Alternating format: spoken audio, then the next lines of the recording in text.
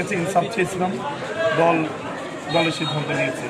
জনগণ ইনশাল্লাহ আমাদের পাশে আছে, জনগণ আমাকে উৎসাহ দিচ্ছে, উদ্দীপনা দিচ্ছে, সাহস জুগিয়েছে এবং জনগণ আমার পাশে আছে। 12 তারিখে ইনশাল্লাহ জনগণ সেই রায়টি দিয়ে দেবে।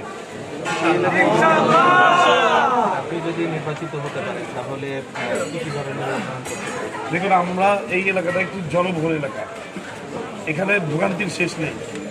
জনগণ ট্যাক্স দিচ্ছে, খাজনা দিচ্ছে, সরকারকে সমস্ত কিছু বহন করছে, কিন্তু বিনিময়ে নাগরিক সুবিধা থেকে বঞ্চিত হচ্ছে। এর কারণ হলো এই এলাকা আমাদের একজন সৎযোগ্য ইমানদার প্রার্থী, একজন নেতার অভাব। তো এই কারণে আমরা বারবার বঞ্চিত হচ্ছি। কিছুদিন আগে রাজীব চেয়ারম্যান আমাদের এই আসলে এই এলাকার জনগণ তিনি গালে বন্ধ করলেন, আমরা প্রতিবাদ জানিয়েছি। আমাদের এই এলাকায় ব্যবসায়ীদের এই যে এলাকাটা আপনার দাঁড়িয়ে আছেন, এই এলাকায় নীরব চাঁদাবাজি সংগঠিত হয়। আপনারা দেখেছেন কিছুদিন আগেও একটি হত্যাকাণ্ড সংগঠিত হয়েছে, সহজ হত্যাকাণ্ড, যেটা সারা বাংলাদেশে না সারা বিশ্বে একটা আলোড়ন সৃষ্টি করেছিল। এই ধরনের নীরব চাঁদাবাজি এই এলাকায় সংগঠিত হয়। আমরা তার চাঁদাবাজি বন্ধে এর আগেও বিভিন্ন পদক্ষেপ গ্রহণ করেছিলাম। ইনশাআল্লাহ দায়িত্ব পেলে এই কাজটি করার চেষ্টা করব। এই এলাকায় মা বোনদের গ্যাসের তীব্র সংকট চলছে। গ্যাসের সমস্যার সমাধান করার জন্য আমরা ইতিমধ্যে কাজ শুরু করেছি। একটি এলাকার আমরা গ্যাসের সমস্যার সমাধান করে দিয়েছি। পর্যায়ক্রমে ইনশাআল্লাহ যদি দায়িত্ব পাই, সরকারের সাথে আলোচনা করে এবং আমাদের এই এলাকার যে গ্যাসের তীব্র সংকট চলছে, এই গ্যাস লাইনগুলোর পাইপ পরিবর্তন করতে হবে। দীর্ঘদিনের পুরনো পাইপ সুরাইজ লাইনের সাথে গ্যাসের লাইনের সংযোগ মিলেমিশে একাকার হয়ে গ্যাসের চাপ কম, এই জন্য গ্যাস পাচ্ছে না আমাদের এলাকার জনগণ। মা বোনরা অনেক কষ্ট করতেছে, গ্যাসের সমস্যার সমাধান নিয়ে কাজ করবো।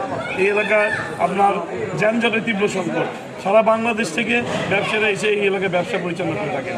ব্যবসায়ীদের সমস্যা সমাধানের জন্য আমরা ইতিমধ্যে ট্রাফিকিং পুলিশিংয়ের ব্যবস্থা করেছি। আমাদের 100 জন কর্মী প্রতিদিন রাস্তায় ট্রাফিক যানজটের জন্য কাজ করে যাচ্ছে। কিছুদিন আগেও আমাদের 2 জন পথচারী, আমার মা বোন, ওনারা চিকিৎসার অভাবে রাস্তার মধ্যেই মারা গিয়েছেন।